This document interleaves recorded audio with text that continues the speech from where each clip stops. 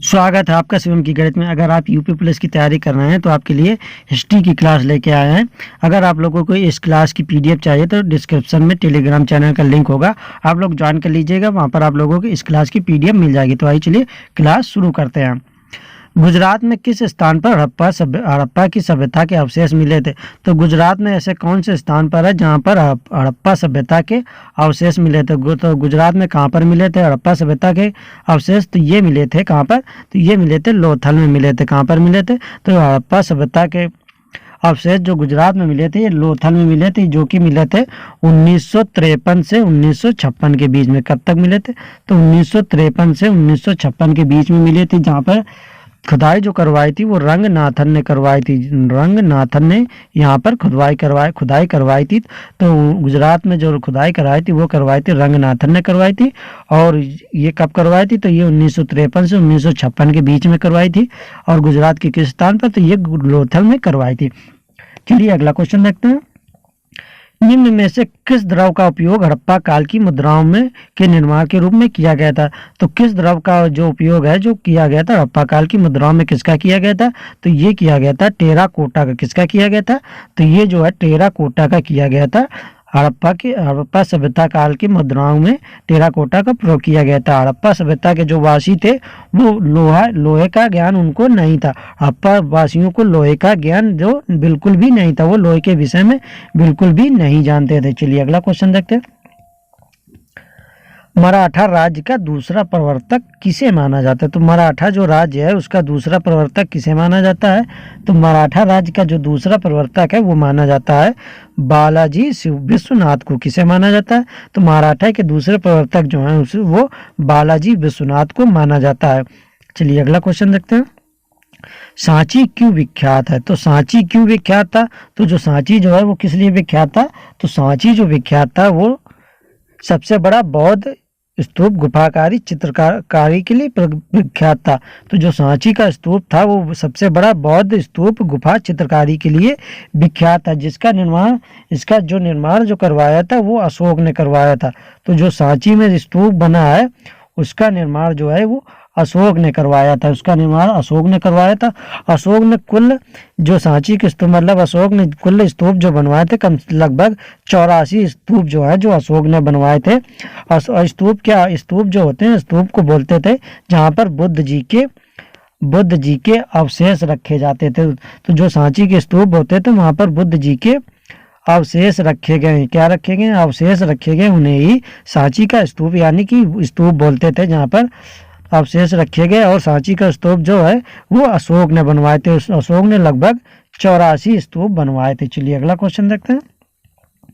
चालुक्य वंश का सर्वाधिक प्रसिद्ध गायक कौन था? तो चालुक्य वंश का सर्वाधिक प्रसिद्ध गायक कौन था? तो जो चालुक्य वंश का सर्वाधिक प्रसिद्ध गायक था वो था पुलकेशिन द्वितीय था। कौन था? तो ये पुलकेशिन द्वितीय था। तो चालुक्य वंश का सर्वाधिक प्रसिद्ध गायक था पुलकेशिन द्वितीय था।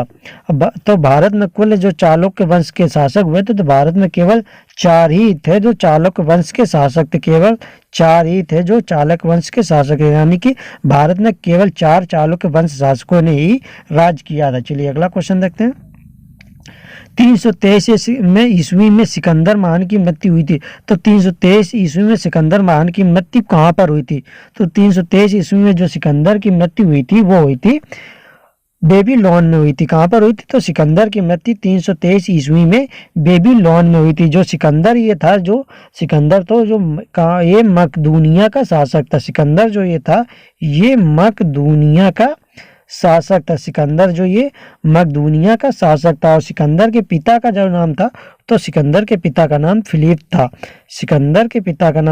था। और ये मकदूनिया का शासक था और इसकी मृत्यु बेबीलोन में हुई थी। कब हुई थी? तो 323 ईस्वी में सिकंदर की मृत्यु बेबीलोन में हुई थी और ये मकदूनिया का शासक था और इसके पिता फिलिप थे। चलिए अगला क्वेश्चन देखते हैं। निम्न में से वह शासक कौन था जो विक्रमादित्य के नाम से भी जाना जाता था? तो वह कौन सा शासक था जिसे विक्रमादित्य के नाम से भी जानते थे? तो वो जो शासक था जिसे विक्रमादित्य के नाम से जानते थे तो वो था चंद्रगुप्त द्वितीय। कौन था? तो वो था चंद्रगुप्त द्वितीय था, जिसे विक्रमादित्य के नाम से भी जाना जाता था। चंद्रगुप्त द्वितीय ने 375 ईस्वी से 414 ईस्वी तक शासन किया था। तो विक्रमादित्य या चंद्रगुप्त द्वितीय ने कब तक शासन किया था? तो इसने शासन किया था 375 ईस्वी से 414 ईस्वी के बीच तक शासन किया था। चलिए अगला क्वेश्चन देखते हैं। वैदिक कालीन लोगों ने सर्वप्रथम किस धातु का प्रयोग किया? तो वैदिक कालीन लोगों ने सर्वप्रथम किस धातु का प्रयोग किया था? तो वैदिक कालीन लोगों ने जो सबसे पहले प्रयोग किया था, तो वो प्रयोग किया था तांबे का। सबसे पहले तांबे का उन्होंने, वैदिक कालीन लोगों ने सबसे पहले तांबे का प्रयोग किया था। चलिए अगला क्वेश्चन देखते हैं। अष्टदिग्गज निम्न में से किस राजा से संबंधित थे? तो अष्टदिग्गज थे वो कौन से राजा से संबंधित थे? तो जो अष्टदिग्गज थे वो कृष्णदेव राय से संबंधित थे। किससे संबंधित थे? तो अष्टदेव जो दिग्गज थे वो कृष्णदेव राय से संबंधित थे। और ये कृष्णदेव राय थे जो वो तुलुब वंश से संबंधित थे। किससे संबंधित थे? तो ये जो कृष्णदेव राय थे ये तुलुब वंश से संबंधित थे। तो तुलुब वंश का जो शासन चला था वो 1509 ईस्वी से लेके 1529 ईस्वी तक चला था। 1509 से लेके 1529 ईस्वी तक चला था।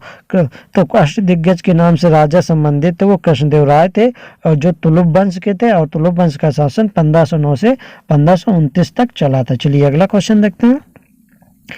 कश्मीर में कनिष्क के शासन में जो बौद्ध संगीति आयोजित हुई थी उसकी अध्यक्षता निम्नलिखित में से किसने की थी?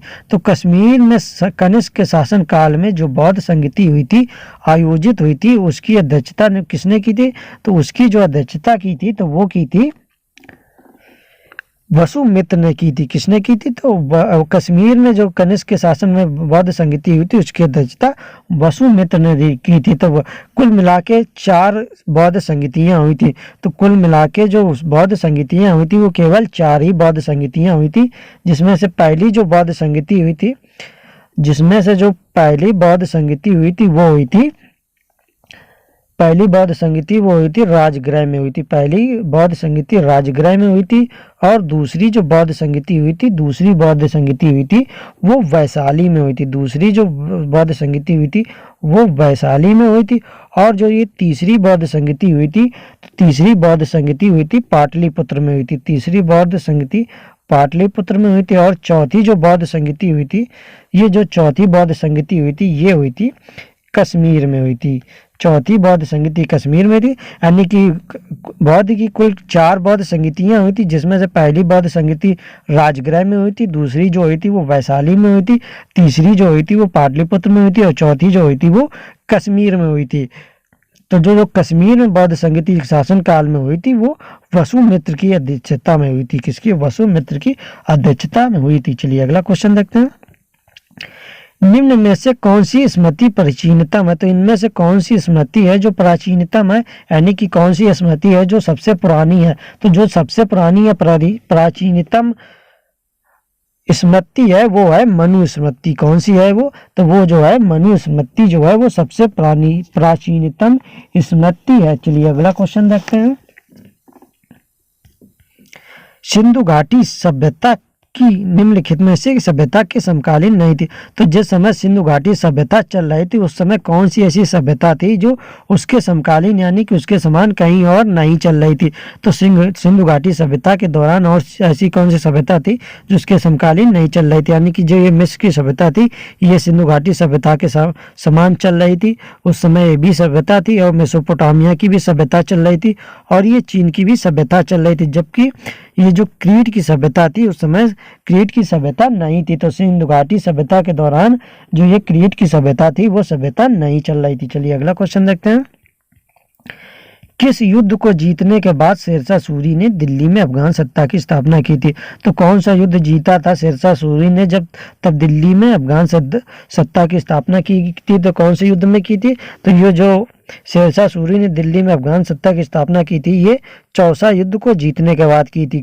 तो उसने जब चौसा का युद्ध जीता था तब उसके बाद ही दिल्ली में अफगान सत्ता की स्थापना हुई थी। ये जो चौसा का जो युद्ध हुआ था ये हुआ था 26 जून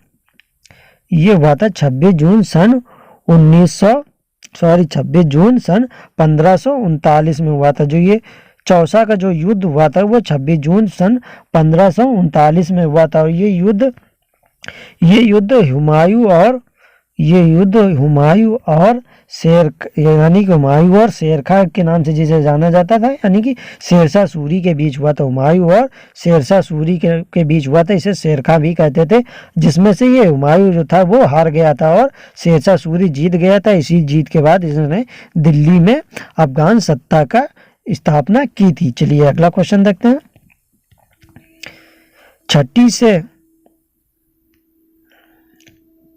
छठी से चौथी शताब्दी ईस्वी में मगध सर्वाधिक शक्तिशाली राज्य के रूप में उभरा।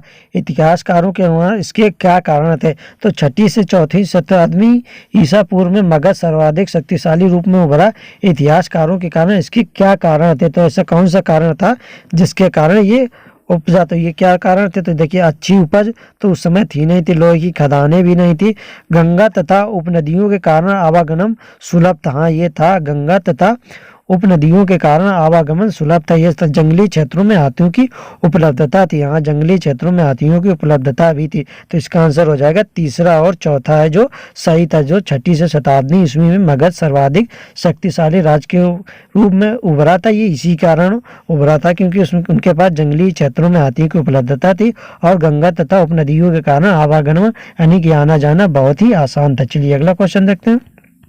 निम्नलिखित सिद्धांतों पर विचार कीजिए। तो चलिए आइए विचार देखते हैं, क्या क्या विचार है। कह रहा है संपूर्ण विश्व प्राणवान हो, जन्म और पुनर्जन्म का चक्र कर्म द्वारा निर्धारित होता है, कर्म के चक्र से मुक्ति के लिए तपस्या की आवश्यकता होगी। तो ये जो तीन सिद्धांत है ये किसने दिए थे या किसके उसमें था जो ये तीनों सिद्धांत दिए गए थे? तो ये जो तीन सिद्धांत दिए गए थे ये कौन से धर्म में दिए गए थे? तो ये दिए गए थे जैन धर्म में। तीनों सिद्धांत ये दिए गए थे। संपूर्ण विश्व प्राणवान हो, जन्म और पुनर्जन्म पर चक्र कर्म द्वारा निर्धारित होता है, कर्म के चक्र से मुक्ति के लिए तपस्या की आवश्यकता होती है। तो ये जो थे तीनों, तो ये जैन धर्म के थे। चलिए अगला क्वेश्चन देखते हैं।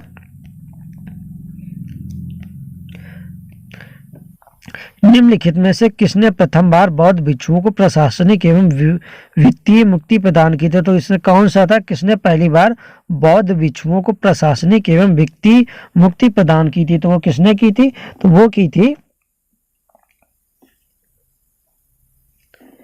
मौर्य सम्राट अशोक ने की थी। किसने की थी? तो वह मौर्य सम्राट अशोक ने की थी। तो किसने की थी? तो ये की थी मौर्य सम्राट अशोक ने की थी। चलिए अगला क्वेश्चन देखते हैं।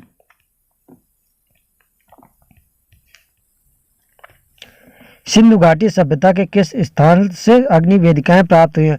तो सिंधु घाटी सभ्यता के किस स्थान से अग्नि वेदिकाएं प्राप्त हुई हैं? तो ये जो प्राप्त हुई हैं ये कालीबंगन से प्राप्त हुई। कहाँ से हुई हैं? तो ये कालीबंगन से प्राप्त हुई है। यहाँ से क्या क्या प्राप्त हुआ है? तो यहाँ से ऊँटों की हड्डियाँ भी मिली हैं। यहाँ से ऊँटों की हड्डियाँ भी मिली, ऊँटों की हड्डियाँ भी मिली हैं और यहाँ से जूते हुए खेत भी मिले हैं। ऊँटों की हड्डियाँ और जूते हुए खेत भी मिले हैं, जूते हुए खेत भी मिले हुए हैं। तो सिंधु घाटी सभ्यता के कालीबंगन स्थान से जूते हुए खेत और ऊँटों की हड्डियां दोनों ही मिले हैं। चलिए अगला क्वेश्चन देखते हैं। पुनर्जागरण काल में ग्रीक रोमन प्राचीन अध्ययन में रुचि की किस नाम से जाना गया? तो पुनर्जागरण काल में ग्रीको रोमन प्राचीन अध्ययन में रुचि किस नाम से जाना गया? तो ये जाना गया था कौन से नाम से? तो ये जाना गया था मानववाद से। किसके नाम से? तो ये मानववाद के नाम से जाना गया था। चलिए अगला क्वेश्चन देखते हैं। ऋग्वेद में निम्न में से किसका उल्लेख नहीं मिलता? तो ऋग्वेद में किसका उल्लेख नहीं मिलता है? तो ऋग्वेद में जो उल्लेख नहीं मिलता है वो कपास का उल्लेख नहीं मिलता है, यानी कि कृषि, यव और व्रीहि इन तीनों का उल्लेख मिलता है, जबकि कपास का जो उल्लेख है ऋग्वेद में नहीं मिलता है। चलिए अगला क्वेश्चन देखते हैं। नालंदा विश्वविद्यालय किस लिए विश्व प्रसिद्ध था? तो नालंदा जो विश्वविद्यालय था वो किसके लिए प्रसिद्ध था? तो ये जो नालंदा विश्वविद्यालय था वो प्रसिद्ध था बौद्ध धर्म दर्शन के लिए। किसके लिए प्रसिद्ध था? तो ये नालंदा विश्वविद्यालय जो था वो बौद्ध धर्म दर्शन के लिए प्रसिद्ध था। चलिए अगला क्वेश्चन देखते हैं। दुधामी नामक गांव किस राज्य में है जहां से पुरानी सभ्यता के अवशेष मिले हैं?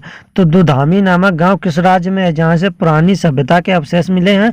तो ये कहां पर है? तो ये जो है ये गुजरात में है। कहां पर है? तो ये गुजरात में है। दुधामी नामक गांव जो गुजरात में है जहां पर पुरानी सभ्यता के अवशेष मिले हैं। चलिए अगला क्वेश्चन देखते हैं। अशोक के ब्राह्मी अभिलेखों को सर्वप्रथम किसने पढ़ा था? तो जो अशोक के जो अभिलेख मिले हैं उनको सबसे पहले किसने पढ़ा था? जो ब्राह्मी अभिलेख मिले हैं वो सबसे पहले किसने पढ़े थे? तो वो जो पढ़े थे वो जेम्स प्रिंसेप ने पढ़े थे। किसने पढ़े थे? तो ब्राह्मी जो अशोक के ब्राह्मी अभिलेख थे वो जेम्स प्रिंसेप ने पढ़े थे। तो अशोक के जो अभिलेख मिले हैं लगभग 40 अभिलेख मिले हैं, जिनमें से कुछ अभी पढ़े जा चुके हैं, अभी कुछ पढ़ना बाकी है जिनकी लिपि समझ में नहीं आई है।